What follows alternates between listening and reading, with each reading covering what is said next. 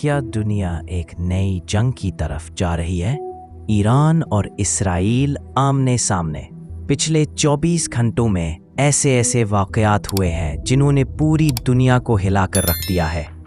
क्या ये तीसरी आलमी जंग का आगाज़ है या फिर सिर्फ एक धमकी? वीडियो आखिर तक ज़रूर देखें क्योंकि हम आपको दिखाएंगे वो सैटेलाइट फुटेज, वो खुफिया रिपोर्ट्स और वो सियासी मूव जो मेन स्ट्रीम मीडिया छुपा रहा है। ईरान और इसराइल के दरमियान दुश्मनी नई नहीं। ईरान की अल-कुद्स फोर्स और हिज़्बुल्लाह, जबकि इसराइल की मोसाद और IDF दोनों बरसों से एक दूसरे पर इल्ज़ाम लगाते आए हैं। लेकिन हालिया दिनों में हालात उस नहज पर पहुंच चुके हैं जहां कोई भी छोटी चिंगारी बड़े धमाके में बदल सकती है।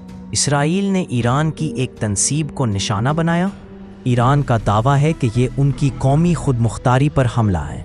एक तरफ ईरान का मिसाइल टेस्ट, दूसरी तरफ इसराइली काबीना का हंगामी इजलास।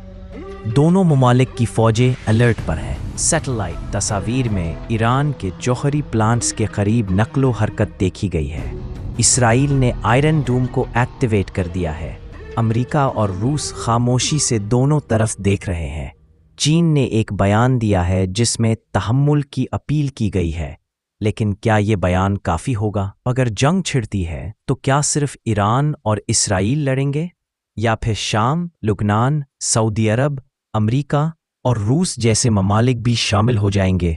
तीसरी आलमी जंग की बात अब सिर्फ साजिश नहीं, हकीकत बनने के करीब है। क्या ईरान और इसराइल के दरमियान महायुद्ध होने वाला है?